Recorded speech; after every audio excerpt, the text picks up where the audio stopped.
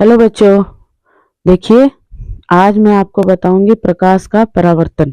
ठीक है, तो प्रकाश का परावर्तन ये क्लास 10th का पहले चैप्टर का टॉपिक है, प्रकाश का परावर्तन। ठीक है, तो ये बहुत ही इम्पोर्टेंट है एग्जाम की दृष्टि से कि प्रकाश का परावर्तन होता क्या है।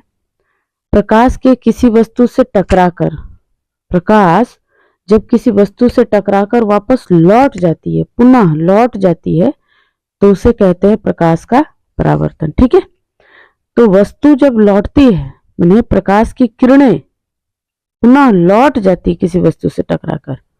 प्रकाश की किसी वस्तु से टकराकर लौटने की प्रक्रिया को प्रकाश का परावर्तन कहते हैं। क्लियर हो गया?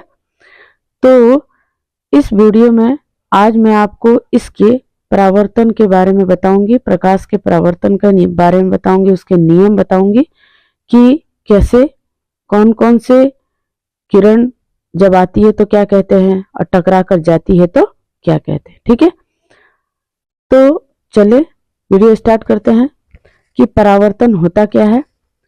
तो परावर्तन वो होता है जो किस प्रकाश की वैसी किरणें जब आती हैं और किसी वस्तु से टकराकर वापस लौट जाती हैं।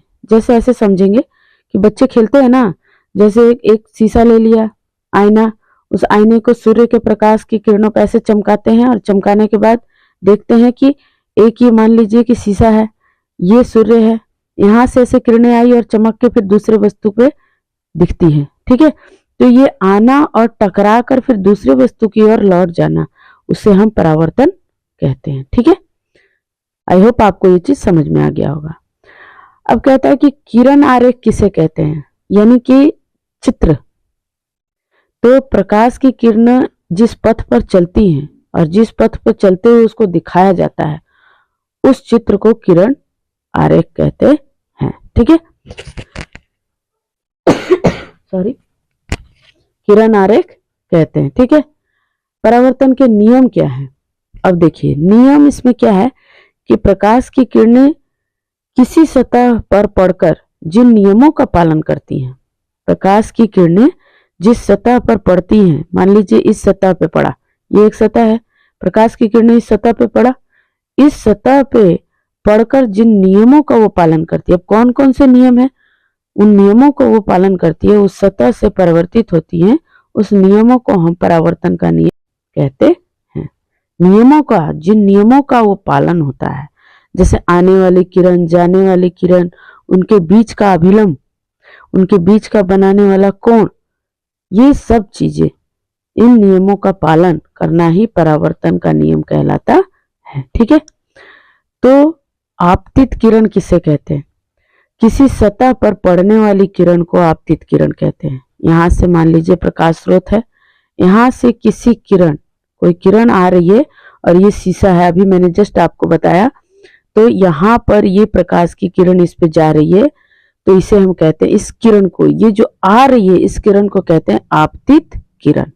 आने वाली यानी किसी सतह पर पड़ने वाली किरण को या किसी प्रकाश स्रोत से आने वाली किरण को आपतित किरण कहते हैं। ठीक है, फिर यहां से ये जो सतह है, ये सतह कौन सी है? समतल दर्पण लिया है हमने, इस समतल दर्पण से टकराकर जो प्रकाश की किरणें बाहर निकल जाती है, उसे हम परावर्तित किरण कहते हैं।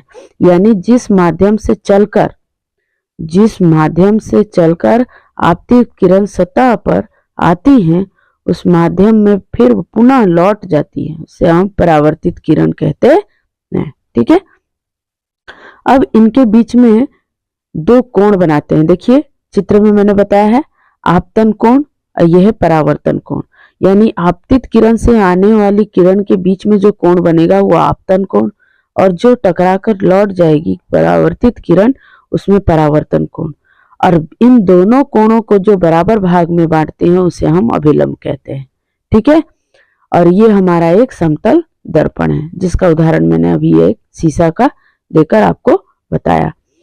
किन नियमों का ये पालन कर रही हैं? देखिए आपतित किरण, परावर्तित किरण, अभिलंब, कोण, इन सभी नियमों का जो पालन हो रहा है उसे हम परावर्तन के नियम कहते हैं। तो आई होप आपको ये सारी बिंदुएं समझ में आ गई होंगी। मैं परावर्तन के 2 नियम होते हैं, उन नियमों को मैं आगे आपको बताऊंगी।